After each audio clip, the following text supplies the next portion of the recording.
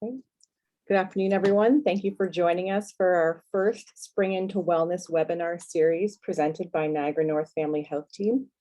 A few housekeeping rules. As I mentioned, we are in a webinar, so we can't see or hear you. This way we are able to record the session and post it later. You should be able to see Len and hear me, and you'll be able to hear Len shortly. If you have any questions, please type them in the chat down below. We will be answering them at the end of the webinar. And without further ado, let's get walking one step at a time, presented by Len Dykstra, our mental health counselor at Niagara North Family Health Team. This is a practical and informative webinar on multiple health benefits of walking. Thanks, Len. Thanks, Kristen. Hi, everyone, and welcome to our afternoon webinar. And to those watching in the future, also welcome to you. First of all, I'm very pleased to be here today. As Kristen said, I'm Len Dykstra, and I'm the social worker here at Niagara North Family Health Team, and I'm located at the St. Catharines site. And I'm very pleased to share some very exciting and wonderful information with you today. First of all, I just want to state up front that I'm not an expert on the subject of walking, but I do however, have a lot of experience with walking. I've already walked on this earth for quite a considerable length of time. And so I feel like I got some experience there. But I also have a very strong personal and professional interest in passion in walking and in the multiple health benefits of walking.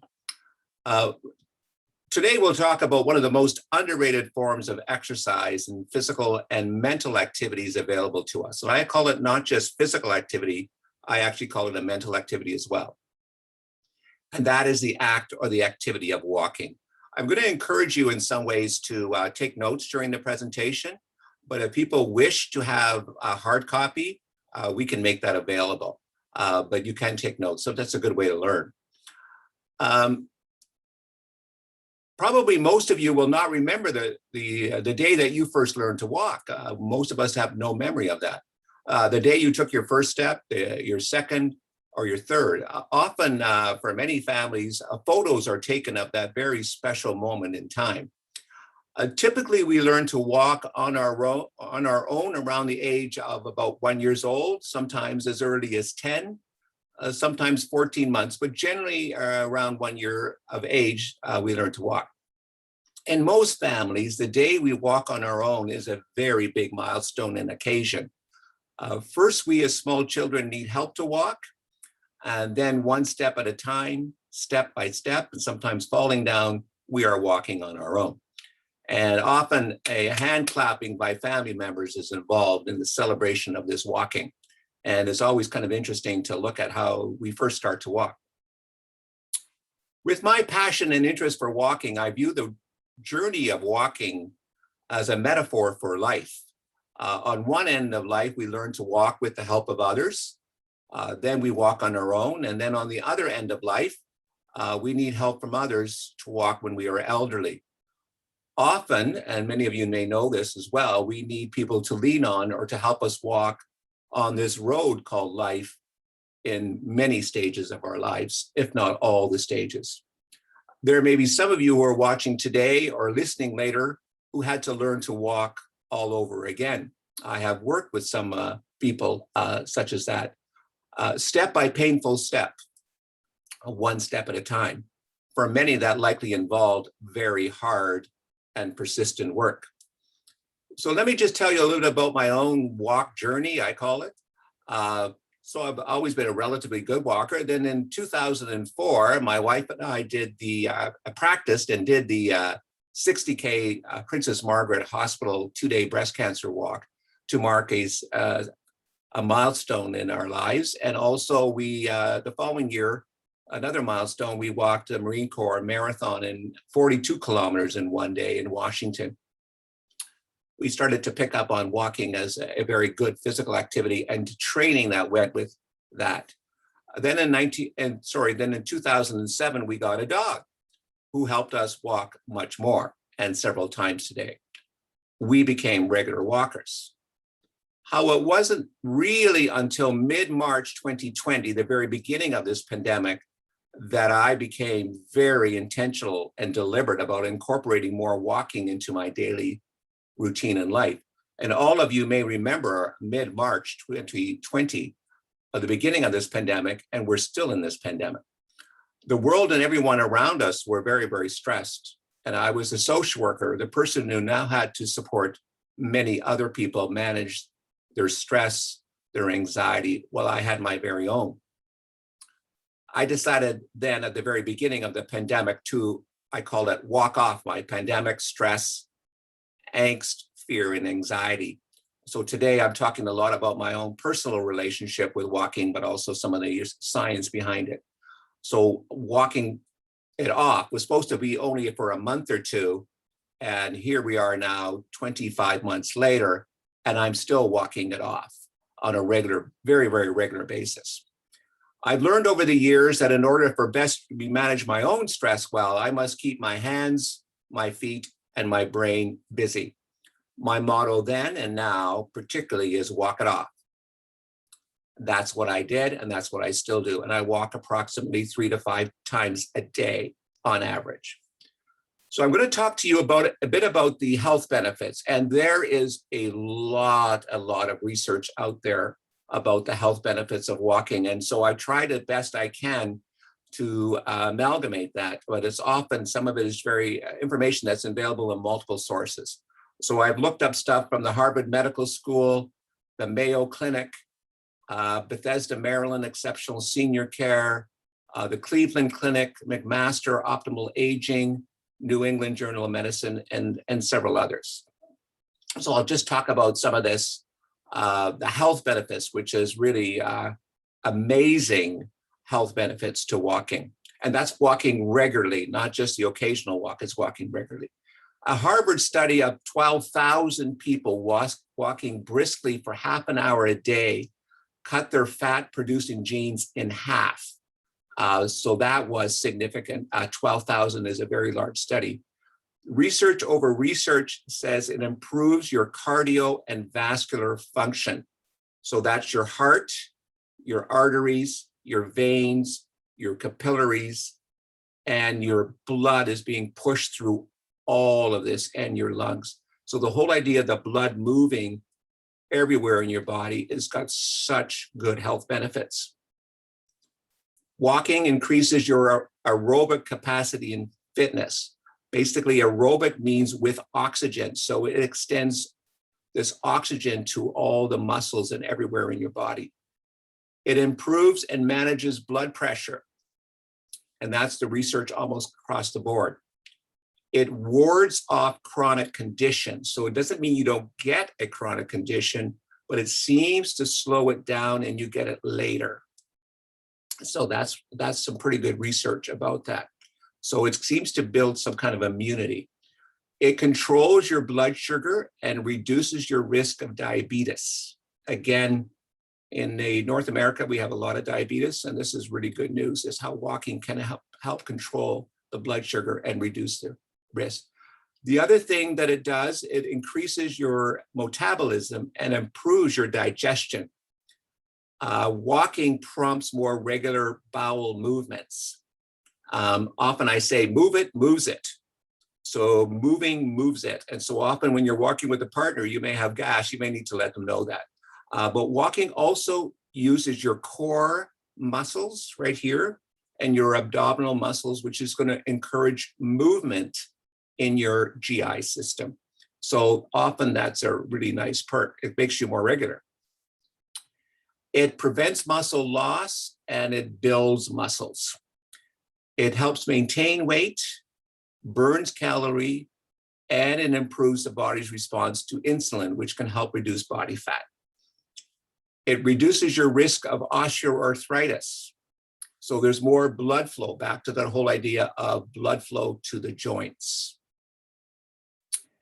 It helps you maintain mobility. So it helps you, by walking regularly, you will improve your balance and coordination. So keep walking. There was a research done at the University of Boulder, Colorado, and the University of Tennessee of people who walked 30 minutes of moderate activity, so moderate pace, 5 or more days a week, they reduce their stroke risk by 20 to 40%. So 30 minutes of moderate activity, 5 or more days a week, 2 big studies of University of Boulder and University of Tennessee. It delays your onset of varicose veins, which goes back to the cardiovascular system. That's by the Vein Treatment Center in New York City. For many, many people who are at risk of varicose veins or pain that comes from that. A very interesting study by the American Cancer Society, I believe by Harvard, is that for women, reduces the risk of developing breast cancer by 14% if they walk 7 or more hours a week. So versus those who are walking much less than that. So that's kind of an interesting, and you'll also know that for many, many, say like the Princess Margaret Breast Cancer Walk is a walk. So many of the people who actually walk on that are actually people who have had breast cancer. Back to the American Journal of Preventive Medicine is that it eases joint pain and increases the blood flow. Big Harvard study, 1,000-person study, is that it seems to boost immunity. Actually, it's pretty strong research. You get sick less often, especially for those who work 20 minutes per day, 5 times a week. So you get sick less often and you heal faster. You spend less time in hospital. So sick less, heal faster, less time in hospital if you are sick. That's a very big study. Walking helps improve your sleep. And most of us know that sleep is really core to our well-being. And we're going to have a sleep webinar in about 2 weeks, I believe. So again, please attend that one as well if you can. So the whole idea that sleep is improved by our walking, but that impacts our fat burning as well, and our immunity, our energy, our focus, our mood, and more. So it has a ripple effect. So sometimes walking has this ripple effect when it comes to our many other things. A few years ago, I did a presentation on the blue zones and where people live to be 90 and 100 years old in relatively good health. And so the blue zones, one of the key indicators why people live to be old age but in relatively good health was that they kept moving well into old age. Move it. I think there's a move it. So they kept moving, don't sit still. In North America, we tend to sit still too much. And I don't think it's good for our health at all. Sitting is the new smoking, they often say, but I really truly believe that. Bethesda, Maryland, in their exceptional senior living care and services, it's their research and many other research, it shows that walking regularly slows cognitive decline and dementia. It slows it down. And again, it would be considered a chronic disease. Walking improves mood. There's less depression and there's less anxiety when people do it regularly. It improves your physical and mental energy and creativity. So often many people will, some of the research shows that those who went for a walk, and this is a Stanford study, those who went for a walk, it opened up their free-flowing ideas of creativity. They just became much more active and creative, more attentive, thinking more, processing better, problem solving, and overall happiness. So far, this is a pretty good deal. The neuroscientist research, he's written a book called In Praise of Walking. His name is Shane O'Mara. And his title of his article is Walking Makes Us Healthier, Happier, and Brainier. And he tends to view walking as motor-centric view of the brain, which is basically that we were meant to move. We are created to move. We are evolved to move. This is a 20-year study. Showed those who were very involved with walking less, were less depressed, more agreeable, more outgoing, and much more open. So this is a quote that I'm going to read to you. Turns out that the brain systems that support learning, memory, and thinking are the same ones that are impacted by stress and depression. So brain nourishing molecules increase by our aerobic exercise. So the whole idea is when we do aerobic exercise, he calls it molecular fertilizer. And I love that term.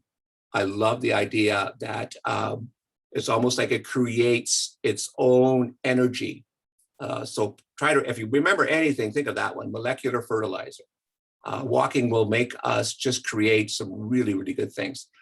So I'm a regular walker, and I'm going to talk about, there's a question about walking in a second, and I'll talk about the pace and stuff like that. So I decided to interview 7 people on my walks in the last week. One day I interviewed 7 people that I see regularly on my walks, and I've changed the names a little bit. And I asked them, why do you walk? So I'm going to go through this. So my first person is Janet. My dog and I walk as I have rheumatoid arthritis. Many family members had arthritis as well and were in wheelchairs by the time they were in their 60s. I am 72. My dog gets me out. And I see her very regularly. I remember when she got her dog. Her dog is about 4 years old now. Glenda. I do this for my mental health, pointing to the sides of her forehead here. She says, I do this for my mental health. I also listen to classical music. She had headphones on. My dog is 1 year old. He needs to walk, she said. I did not ask her age. I suspect she's in her early 60s, perhaps older, because what I'm finding is people who are walker, they just seem younger. And this is at 7 a.m. in the morning that she was out walking. Tim. I do this for my mental health, pointing to his forehead. I have diabetes, and walking the last 2 years, I lost 16 pounds. I am now almost at my high school weight. And again, the age is about 62.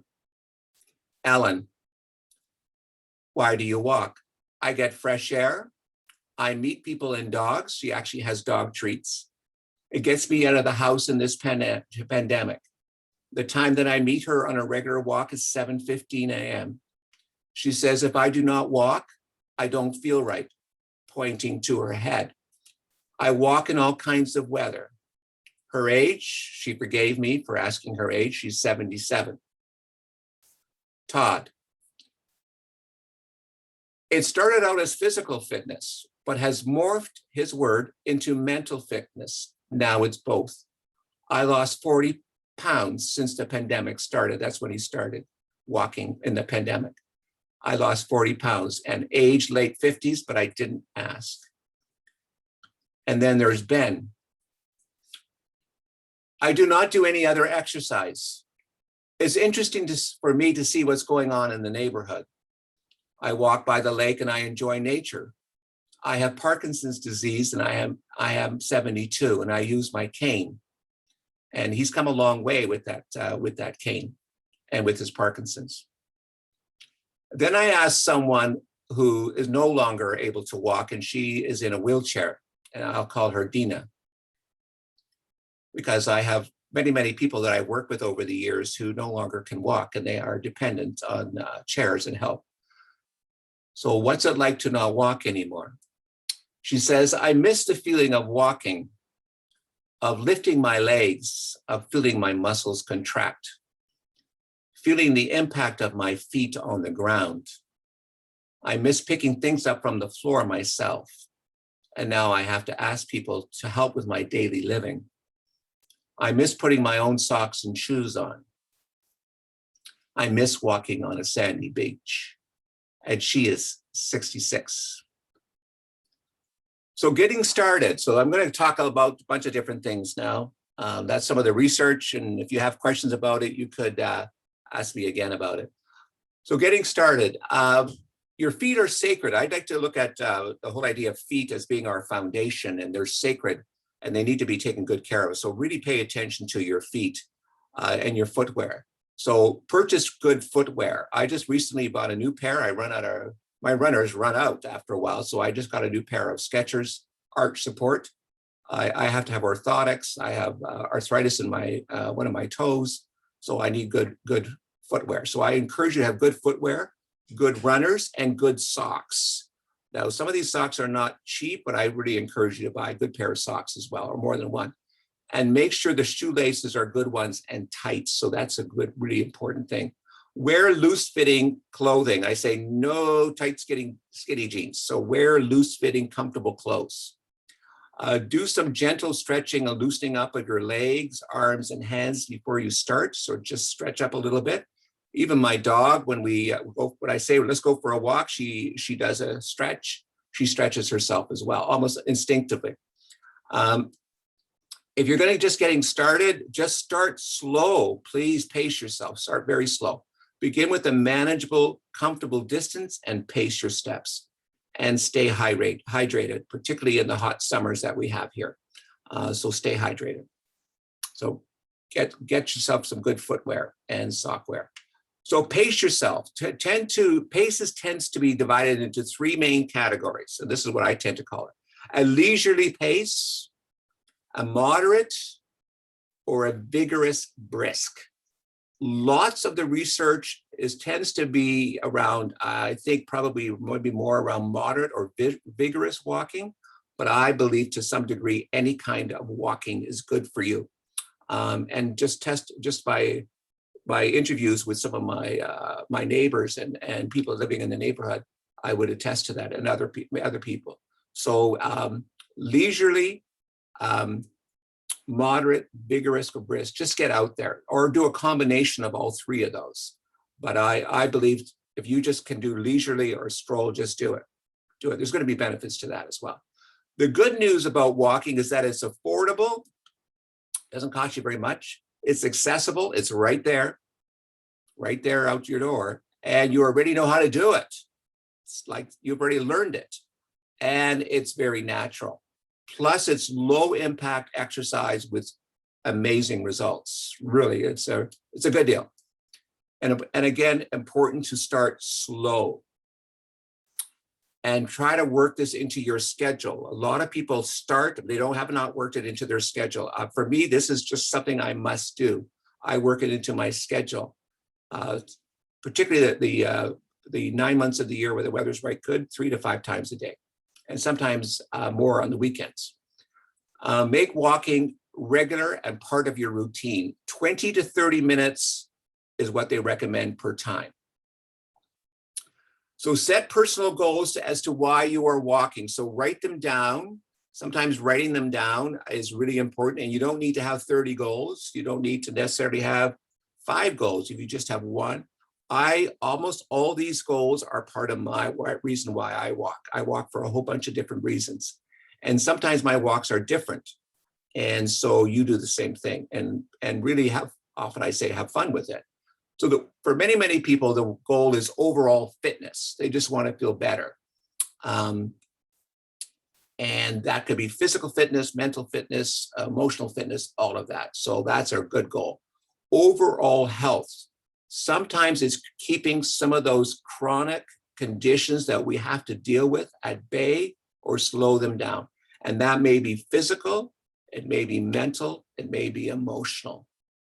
So it's really, that may be, say, for example, you may have heart disease, or you may have, like some of my clients struggle with diabetes. Some of my neighbors deal with Parkinson's and rheumatoid arthritis. They're trying to slow it down. For many, many people, they will testify to their mental and emotional health and well-being. It shows over and over again, it reduces anxiety, depression, anger, irritability, frustration, and so much more. It's so good for your well-being. For many, many people, it's a social connectedness. The research shows, the Harvard study, Blue Zone study, when we socialize, when we connect with others, it is better for us. The pandemic has really, really super emphasized that, particularly people who are very isolated, is that it's good for us to be connected. So often walking is one way to do that, either walking with somebody or building connections in the community. to meet up with people or to meet new people. So this is a big one, why people walk. Some people go, I'm going to meet my neighbor at 7 p.m. and we're going to go for a walk. Or I'm going to meet out with my cousin and we're going to go for a walk, or a bunch of us. My wife and I actually have walking visits. So when people come over, part of our visit, we didn't have many people over during the pandemic, but now we often have outdoor visits and we will go for a walk. I recommend walking meetings. I'm not sure why we all need to be sitting at a Zoom. Why couldn't we not do walking meetings? The other thing for many people is to meet neighbors, people they know in the neighborhood, or to meet new people, strangers, or I often call them people I haven't met yet. I don't like to use the word strangers, but often new people, especially if we're on the same route over and over again. Many people talk about getting fresh air or getting out of the air in the house. And some people talk about the stale air, the winter air. So often people getting fresh air actually is good for them. It gets them out. Today, anybody who went for a walk today knows it's pretty fresh out there. And so sometimes it just feels good to have that fresh air.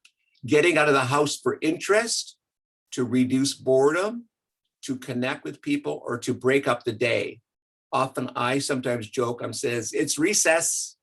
Remember recess maybe recess was fun for most of you who are watching or listening down the road, but often we no longer have recess as adults, and perhaps now we need to include a little bit of recess in our lives, and so get out. The other thing is connect with nature, so birds, insects. This morning was a perfect worm day. It was a lot of worms going for a walk as well, or for a crawl. Squirrels, we meet up with other dogs, other cats. We have a neighbor's cat who visits us regularly, wants to walk with us. Seeing trees, spring is a beautiful time. You almost see the trees turn overnight. Flowers, water, sunshine, wind, whatever it might be. I often call it an admire and inspire tour. And so sometimes naming your walk makes it more interesting and fun. So often I call it's an admire tour or inspire tour, or sometimes it's a spiritual walk where people will walk in nature, in creation. The other thing is to think about mindful walking. It's just being very mindful and really calming your mind, just noticing things, calming the mind, the spirit, the body. For many people, it's to help them think and to problem solve. Often people will say, I'm just going to go for a walk or do some physical activity to help me think better. I often joke about it, I'm going out to sharpen the pencil. I feel like when I do some physical activities such as walking and walking at a relatively good pace, I feel sharper and more attentive. The other language, sometimes people say, I'm going to get rid of the cobwebs. It's a stress reliever. You may be walking as a goal. It's just there to reduce stress or to keep it at bay. For others, it's a weight reduction. And many people, that's why they walk. I would encourage you to move it beyond that. It helps reduce cabin fever or pandemic cabin fever, which has been what I call cabin fever plus. Getting out, many people got out during the pandemic, started moving outdoors and entertaining outdoors. And then sometimes I call it a sensory feast, going out there to stimulate the senses, the birds, the visual, the touch, all of that. You may have other goals or a combination of that. So again, make walking part of your daily or weekly routine. Pay very close attention to the conversations you have with yourself as to why you don't walk regularly. Some of you tried walking and then talked yourself out of it. So pay attention to that conversation of why you don't go. So I'll just tell you, I'm not going to go into great detail about what I have heard over the years of how people talk themselves out of walking. Too cold, too hot, too early, too late, too busy, too snowy, later, tomorrow, too anxious, too depressed, don't feel like it. There's all kinds of lots of good reasons to talk ourselves out of it, whether they're very good for us or not. Try to have that conversation, try to challenge yourself or soothe yourself with being kind to yourself by looking at the benefits of this. So there's different kinds of walking I want to talk about. So solo, I very rarely call it walking alone. I call it solo. I find that term a little bit better, sometimes healthier. Some people don't like to walk alone. I say solo because eventually you're going to meet out with other people. So walking solo, in pairs, with couples, with families, small groups, with pets. Some people walk with pets. City walking tours. Marathons are often walking, sometimes they're running. Marches, if they're going to march on Washington, D.C., it's usually involved walking, or protests.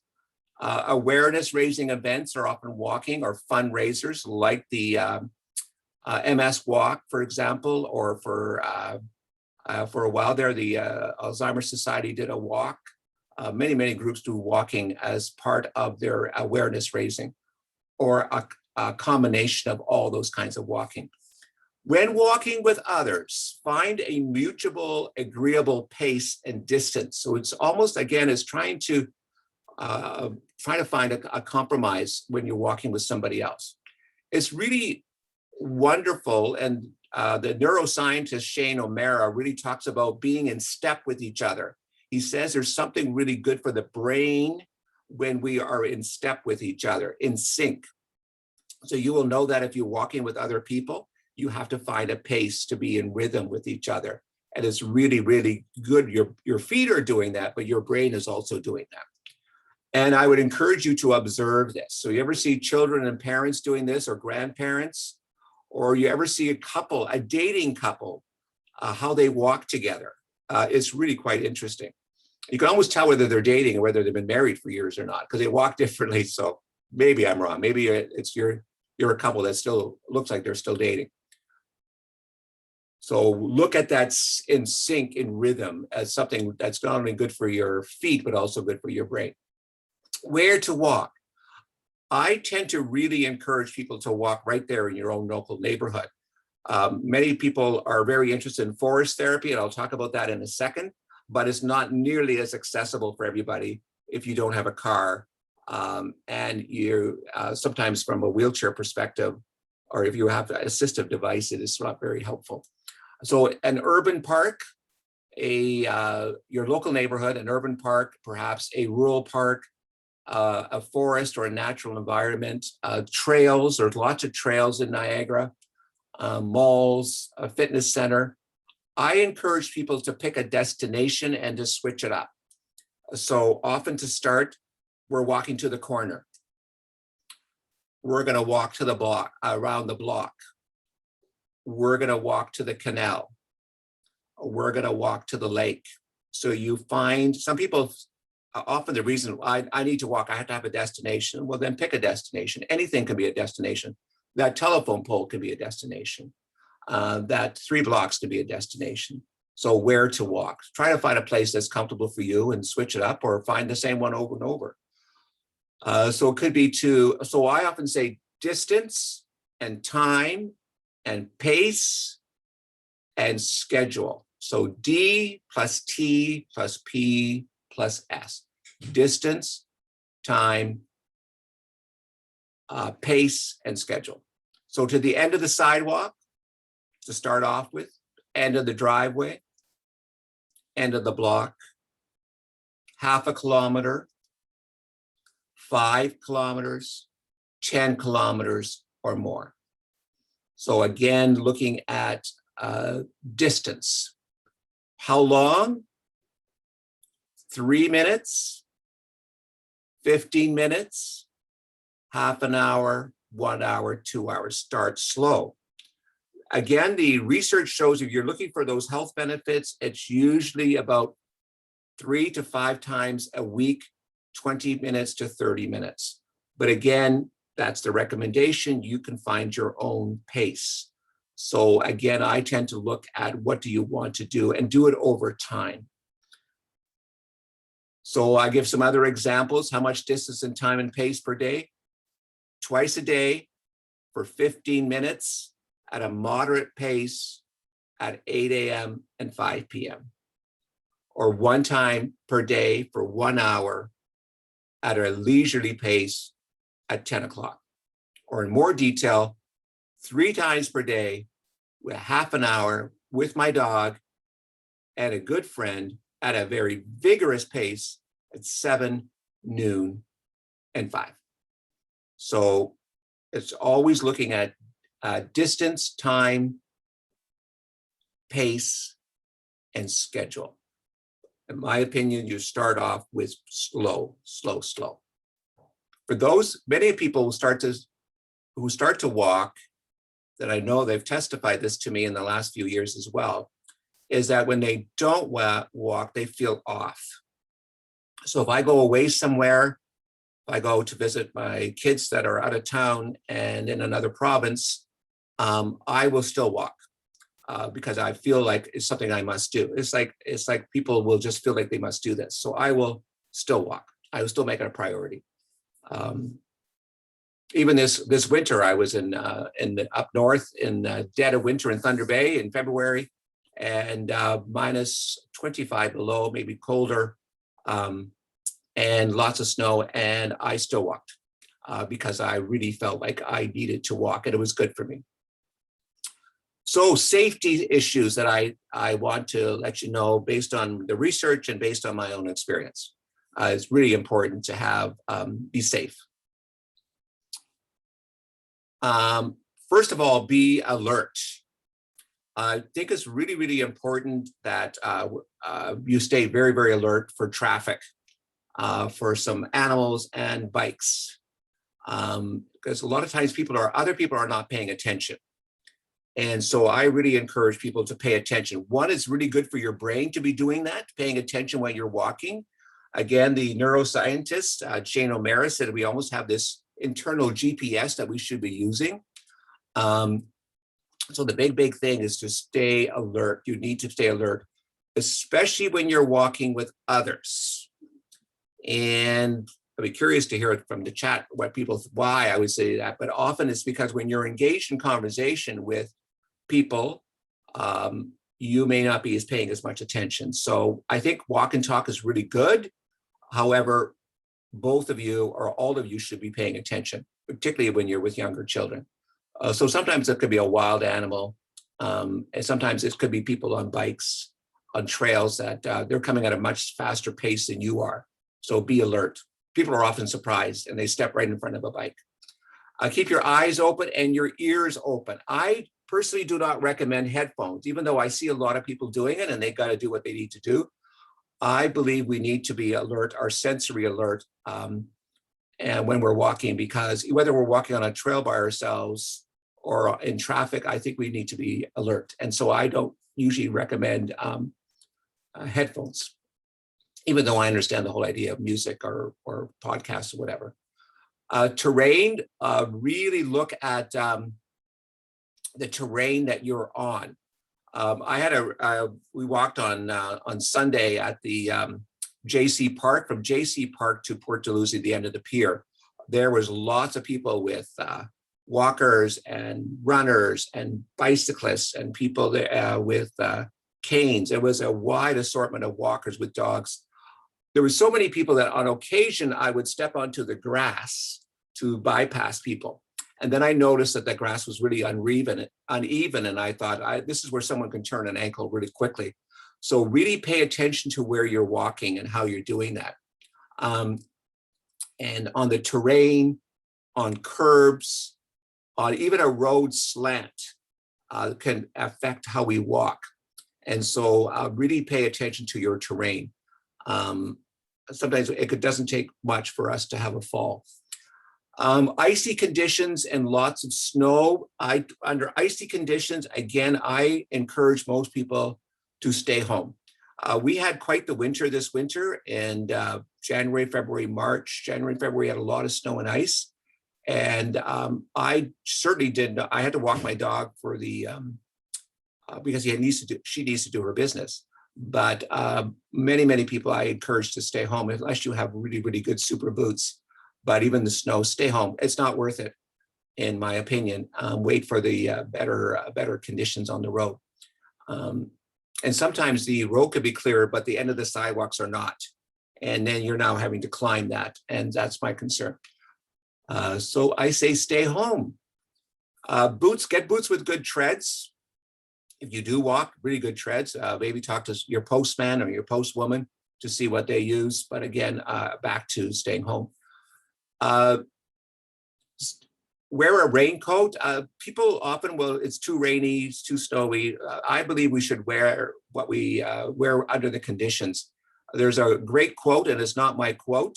It says, there's no such thing as bad weather, just poor dressing. And I would agree with that. So dress appropriately. Wear a raincoat, have an umbrella, wear a good hat. I like having a hoodie so that if it gets cold or if it gets too warm, you can take it off and put it on. So I find that helpful for me because it can temperatures can vary for where you're walking. Sunscreen, really important to have some sunscreen. And sometimes you can get the windburn going on as well, depending on where you are in the time of the year. Sometimes even water can throw you off. Water on the road or on the path or on the trail can throw you off by your steps. So really be careful around watery conditions, or it could be a little bit of ice underneath. Keep your phone on you, but stay off it. Again, I think it's good if you're walking and you're walking alone, but even if you're walking with somebody, keep the phone on you. Most of us are not too far away from our phones these days, but walking and talking on the phone, I think, is risky business. And I think you could be asking for trouble because you may not be as alert as you need to be. It's very true. I see someone saying people walk on the wrong side of the road. It's very true. One of the things I want to talk about is night walking. Where I live, we don't have sidewalks, and people walk on the road, and they do not wear reflective clothing. This is my reflective clothing jacket that I wear at night. It's bright orange and it reflects. I believe almost anybody walking in the evening, we tend to have dark clothes in winter months in North America. We can't see you, and you're there in a flash. And so please wear reflective clothing, reflective tape, or reflective vest. Please do that and invest in that. Carry a whistle. I believe people should carry a whistle in case they fall. If you want, carry one with you in your pocket or your vest. Winter wear, layer up. There's such a thing as winter walking, and I'm going to talk about that a little bit later. But I believe that we can walk in the winter. I think it's really good for us to walk in the winter. Many Scandinavian countries and people who are really up there north, they really make winter a big part of their life. We don't nearly as much in North America, but the pandemic has changed our relationship with winter a little bit and being out there a bit more. Be alert, especially in pairs or groups of people. I very much believe in that. We're going to go for a few more minutes, and then we're going to take some questions or comments. Again, like I mentioned at the very beginning of the pandemic, beginning of the session, I believe walking is a metaphor for the journey of life. What I've noticed as a social worker, as a counselor for many years, like I said, I've been walking on this earth for many years, is that how often we use language that involves walking or trails. And I'm going to just do a few here. We put one foot in front of the other. That's a very common phrase that we use, and it makes good sense. Our footprints in the sand, walk a mile in my shoes. We often talk about those forks in the road in our lives where we had to make a choice. So again, we use a metaphor for the journey of life, or a bend in the road. This was not something we were expecting. Say, for example, a diagnosis of something, or something's happened to us where there was a bend in the road. people will often talk about the hills and their valleys of their life. And it's interesting, that's interesting language that I believe is a part of our walking journey. We talk about a rocky road, or bump in the road. Someone used that language. I had this bump in the road, and I thought that was kind of a nice image. A walk alongside me. Many times that's exactly what we want people to do, is walk alongside us. They may not have the answers for us. They may not have the solutions, but don't leave me, just walk with me. Let's walk this road together. We're on this journey together. People often will, when you marry or when you're with somebody, when you're with your partner, we talk about it as often as a journey. There's a wonderful Native American quote. It says, walk 2 moons with someone. And I like that. And I'm assuming it's full moons, which means it's walked quite a considerable amount of time. Waiting for the other shoe to drop, again, is back to a reference to our feet and our footwear. A trailblazer. The other one that I really like was a winding road to get where I am now. So many people will talk about their life, about where they are now, as a winding road. Just walk away often is another term. Just walk away and go with your feet, just walk away. And I like that one. Sometimes that's what people have to do, just walk away. Or walk softly or gently on the earth. And again, I believe that comes from an indigenous quote as well. Walk safely, gently on the earth. I've become a bit of a country music fan in the last 2 years. And there's a song that some of you may have heard on the hit list these days, May You Never Run Out of Road. And I like that term, may you never run out of road, may you always have a path to go on.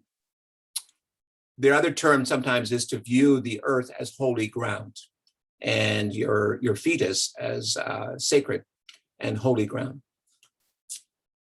I'm going to just talk a little bit about forest therapy.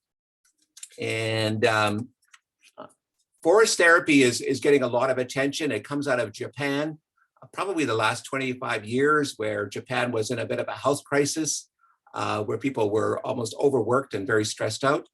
And it's a research-based framework for supporting healing and well-being through immersion in forests and other natural environments.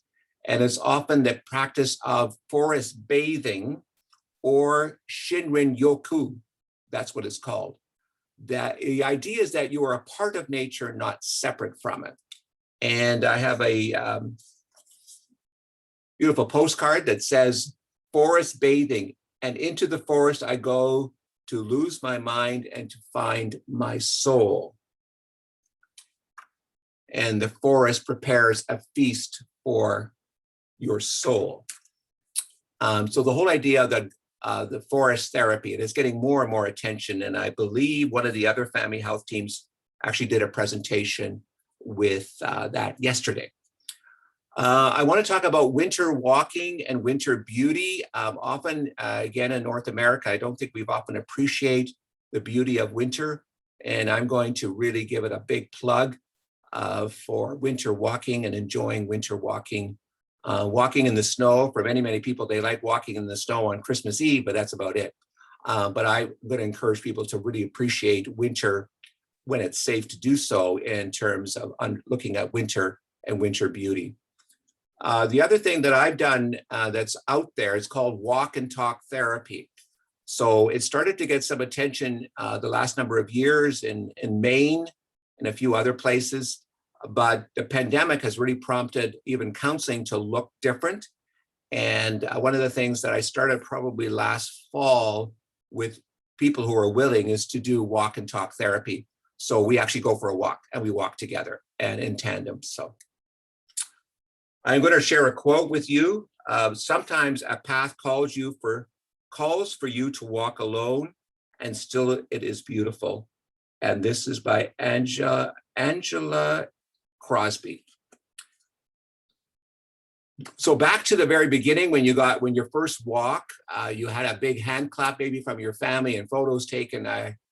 Every time you go out for a walk, I'd say give yourself a big hand, so to speak, for walking and getting out there, and for others who are walking. One of the things, before we go to questions, sorry for doing this very fast, I wanted to leave at least 10 minutes for questions or comments, is that what our occupational therapist out of Virgil, Niagara Lake, Kayla, is interested in people maybe joining a group for some training with pole walking. So the whole idea, and on Sunday, like I said, when I was at JC Park, I saw a lot of people with poles as well. And so we may be doing a pole walking training and pole walking group. If you are interested, please email Kristen, or Kristen, if you're going to post that in a minute. Yes. Okay, so she'll post that in a minute. If you're interested in the pole walking session, we're going to probably pull it together in May or June, and then get yourself on a list if you're interested, and go from there. So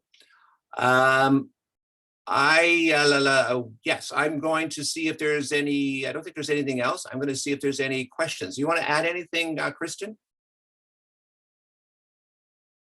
Kayla will be doing the walking probably mid-June, and we're going to take names and either decide if it's going to be St. Catharines or Niagara-on-the-Lake, and depending on how many people, we'll build the list from there. So I'm going to post it in my chat, just the program registration form on the website, or you can email me and we'll add you to the list. And we have the polls, or if you have polls and you want to bring them, you can do that as well. All right. Do you want to read me some of the questions or comments, Kristen, and then I'll respond to them? Sure. First comment, should we be walking, should walking be brisk, or does it matter? 3 times a day, how long each time? Yeah, I've talked a little bit about that in the presentation. I would encourage people to just walk and walk at a pace that's comfortable for you at first, a leisurely walk, and then go to a walk that's more comfortable for you later on. That you might want to do the vigorous walking. And again, it tends to be about 5 times per week on average, but some people can do that even in the day. So it's really up to you, but it's a good question, but pace yourself. Someone said, thanks for letting us know you couldn't see us, as I had to finish my Leslie Sanson walk at home 3-mile fitness walk that I have done every Monday, Wednesday, Friday since March 2020, when I had to quit my aquafit due to COVID. Please recommend this to follow program to augment a walk outside for those who hate cold weather or are afraid of slipping and want to walk indoors. It's free on YouTube, or if you don't like the ads, you can subscribe for under $10. Great topic. Thank you.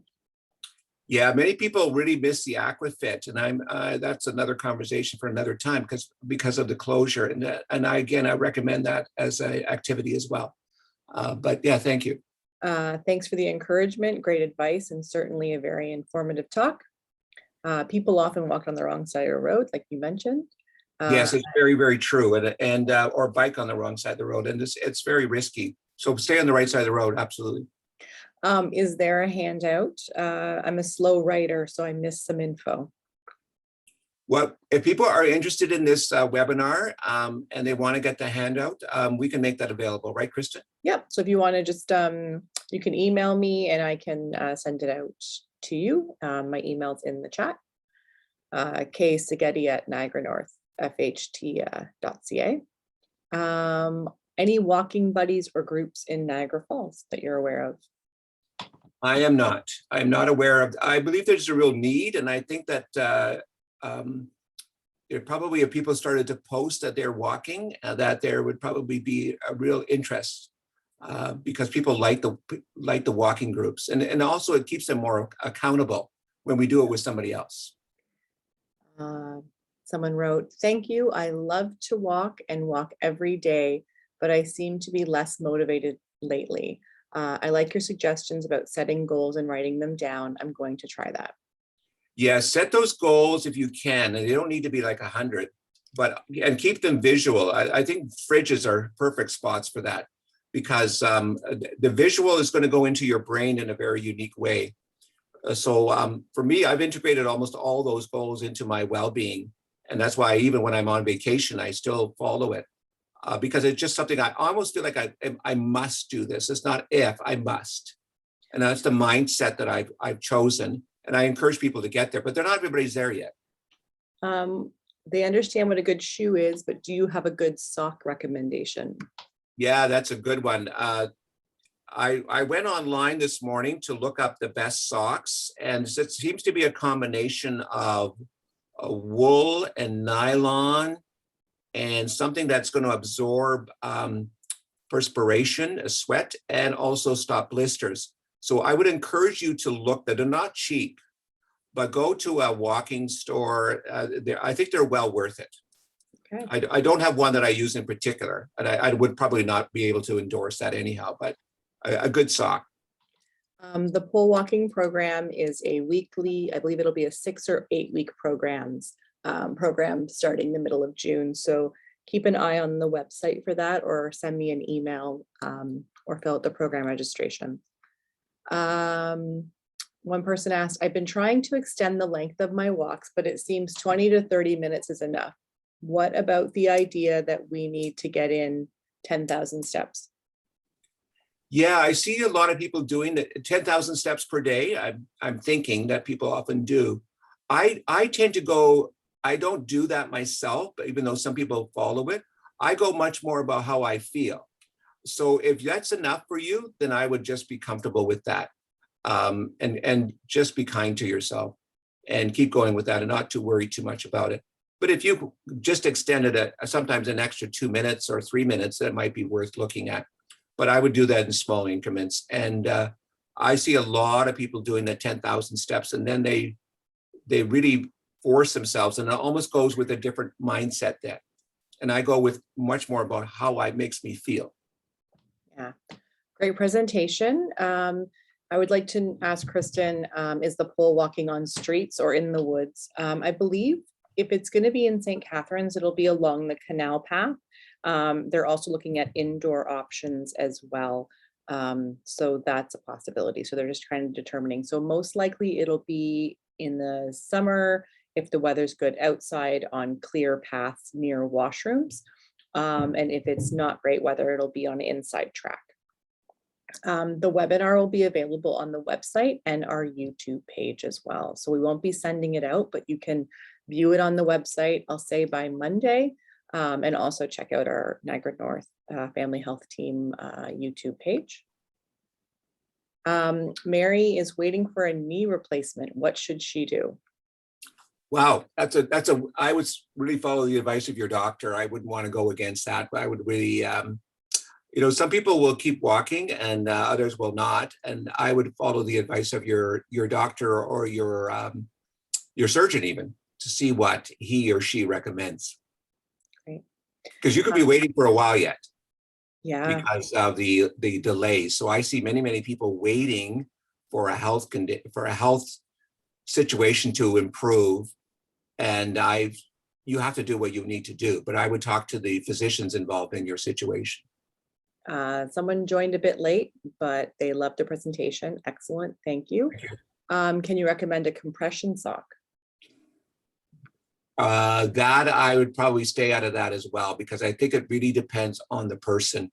From what I know about compression socks, they're not all created equal. So I would leave that to the experts and the physicians. So. Okay.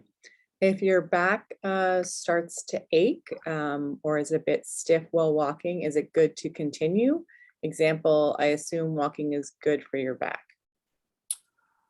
Yeah, that's a very specific medical condition. I would again have if your back is really sore, that could be something going on. I would be talking with your doctor beforehand or a physiotherapist if that continues. Sometimes things are going to be sore when you walk. I mean, I still get sore feet on occasion, but I persist, but that's me. And I follow up with biannual appointments. But I hesitate your back could be sore for other reasons as well. But sometimes doing a good stretch and would probably may help, but I would talk to your physician. Okay. Is anyone doing a forest walk now with the weather getting a bit better? I know that the McMaster Family Health Team does that out of Welland. And there may be worth looking at their webinar that I think they did yesterday, whether it's online. I have not had a chance to watch it yet, and whether they have anything planned. Because that's for many people that really enjoy the forest walks, and I think there's a need for it as well. Yeah. And that's all the questions. All right. Well, we look at this 1:15 right on time. Perfect. And I want to thank everybody for joining me this lunch hour. And thank you for your time. I went through the information really quickly, but if you would like a hard copy, Kristen has graciously given her email that you can get a copy of it. And I want to thank all of those who are going to be watching this later on as well. Please pass this information on to others. I think the more of us who are walking, the better it's going to be. Especially if you're walking and trying to convince some of your family and friends to join you or to be getting off the couch, some of this information may be helpful. And again, posting your goals would be good. Great. Thank you so much, Len. Thank you, Kristen. Everyone have a great day. Take care. Bye.